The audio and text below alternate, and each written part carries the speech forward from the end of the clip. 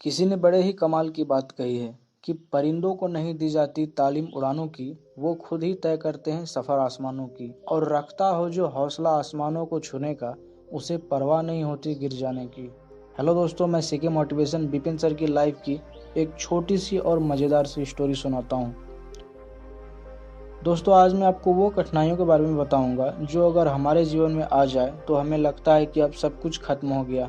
ठीक ऐसे ही विपिन सर के साथ भी हुआ था, जो कि वर्तमान में एक मैथ्स टीचर हैं। वो बिहार के दरभंगा जिले के एक छोटे से गांव से बिलोंग करते हैं। दोस्तों, हम बात करें उनकी शुरुआती ज़िंदगी की, तो वे बहुत ही गरीब परिवार से ताल्लुकात रखते हैं। उनके पिता सामान्य किसान और माता गृहिणी के साथ साथ गांव में थोड़े बहुत कपड़े सिलाई की भी काम किया करती थी।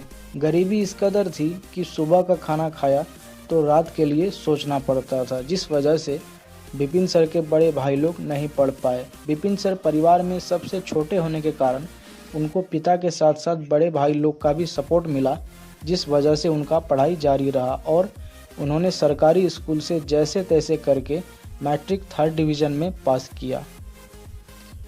और उनके लिए मैथ सबसे हार्ड सब्जेक्ट था। उनके गांव में मैथ में सबसे कम मार्क्स उन्हीं का आया था, जिस कारण उन्होंने 12th में बायो रखा और 12th पास आउट होने के बाद उन्होंने ITI करने की सोची और पिताजी से कहा, लेकिन पिताजी ने ये कहकर साफ मना कर दिया कि मैं अब सक्षम नहीं हूँ तुम्हें आगे पढ़ाने के लिए।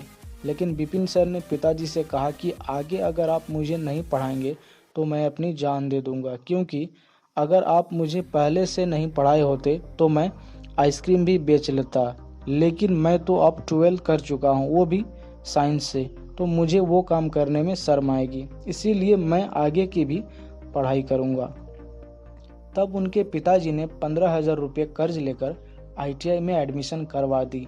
उसके बाद उन्होंने ITI कॉलेज में पढ़ना शुरू किया और एग्ज़ाम में इंजीनियरिंग ड्राइंग में उन्होंने फर्स्ट अटेम्प्ट किया। लेकिन जब उन्होंने मैथ का मार्क्स देखा तो वे सबसे लास्ट में थे। उस दिन विपिन सर को एक झटका सा लगा। उन्हें लगा कि उनके बर्बाद होने का टाइम आ गया है।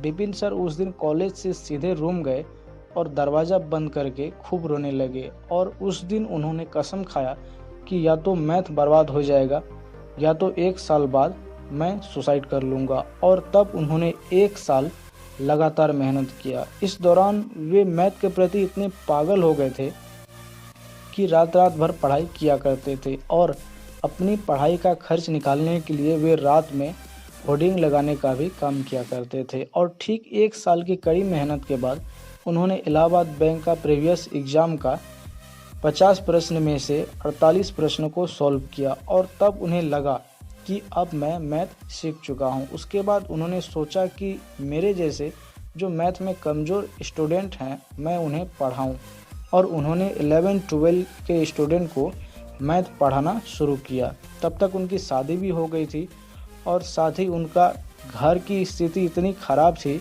कि उन्हें अपना रूम रेंट देने के लिए जिस बेड पे वो सोते थे उसको भी बेचनी पड़ी थी। उनको उस वक्त कुछ समझ में नहीं आ रहा था कि क्या करें। जब कुछ करने के लिए सोचते थे तो अंत में उनको यही लगता था कि मैं पढ़ाने में ही अच्छा हूँ, मुझे पढ़ाने के अलावा और कोई काम में इंटरेस्ट नहीं है।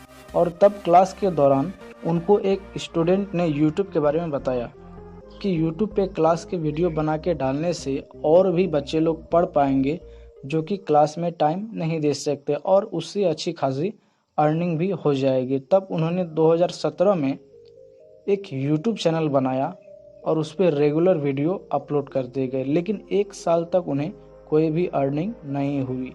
फिर भी वो रेगुलर वीडियो अपलोड करते गए और 2018 में जाके उनका वीडियो वायरल होने लगा और लोग उन्हें जानने लगे, और तब उनका लाइफ एकदम से बदल गई और YouTube से अच्छी खासी अर्निंग भी होने लगी। विपिन सर का YouTube चैनल का नाम मैथ मस्ती है और वर्तमान में मैथ सीखने के लिए 4 मिलियन से ज़्यादा लोग सर को फॉलो करते हैं।